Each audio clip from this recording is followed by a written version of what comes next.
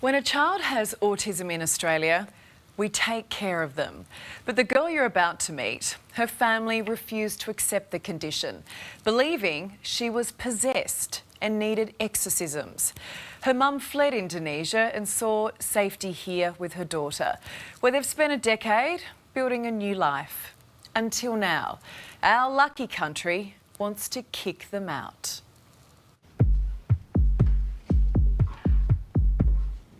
Before the sun's even up, May gets to work. Cleaning her local church 6 days a week.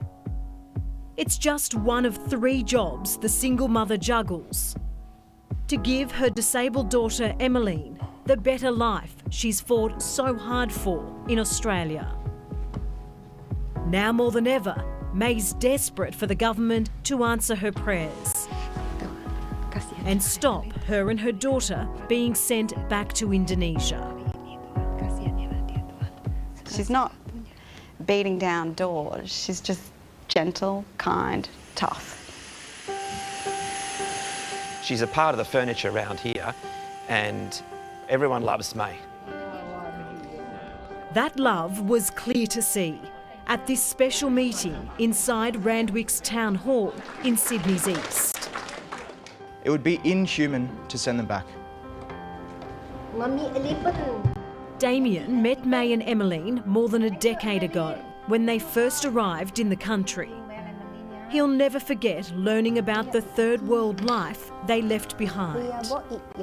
Because May needed to work throughout the week, she would have to drop Emmeline off at children's institutes where they were feeding her dog food and abusing her, and when she was getting picked up she was covered in scabies and lice.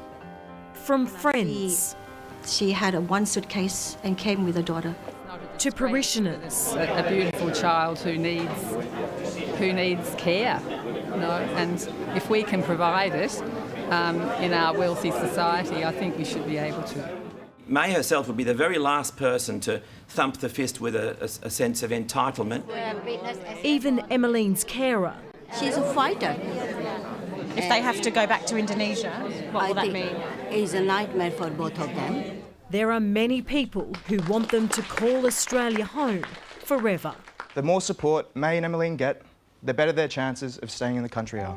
Me and Emmeline feel so grateful. Thank you. It's been a community fight since May and Emmeline arrived in 2012. The love of locals helped convince immigration officials to grant May an 8-year medical treatment visa in 2015.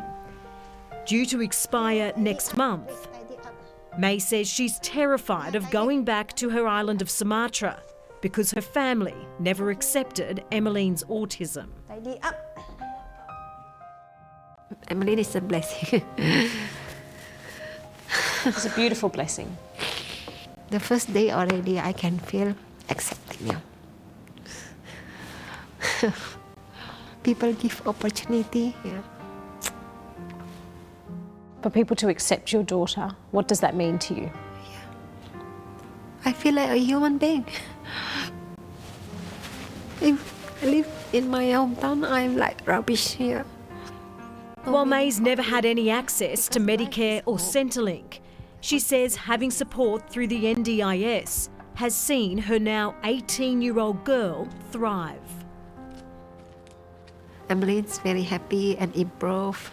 She can go to the toilet now. She knows how to cross the road. Small thing, but please help her. Help me and Emmeline. Immigration agent Rachel McGill is leading the fight. This woman has great in spades, so thank you. Rachel submitted another application for ministerial intervention. We're pointing to all the factors around May and Emmeline being here, the length of time they've been here, the strong relationships in the community. They're really desperate circumstances back in Indonesia. She hopes Immigration Minister Andrew Giles will save May and Emmeline once and for all by making them permanent residents. She's like gentle, tough. So she gets there in just the kindest way possible. It's like a quiet determination. Yes, when we actually have these people on our doorstep, it's not a theoretical issue. When they're in our community and they're actually with us, at that stage I do think we have an obligation to be doing something. Local Mayor Dylan Parker is backing them. We have an outstanding member of our community who wants to stay, whose community wants her here. Stroke of a pen and we'll have some fantastic news for everybody. While they wait, May will keep ironing for the neighbourhood and collecting unwanted items to on-sell, whatever it takes. I'm not the person begging, can you please help me, give me some money. I'm not the person like this. To be formally accepted into Australia, the place May and Emmeline feel safe and loved. What's your message to the Minister? Please, I'm the only person Emmeline has in the whole world there. Please help us. I think it's so inconceivable that she could be sent back. She's honestly one of the most tremendous people I've ever met. She just don't give up. Never give up. Hard to ignore that plea. Surely we can't send them back to Indonesia. There's a whole community who love and care for them. I know they won't give up, and neither will we.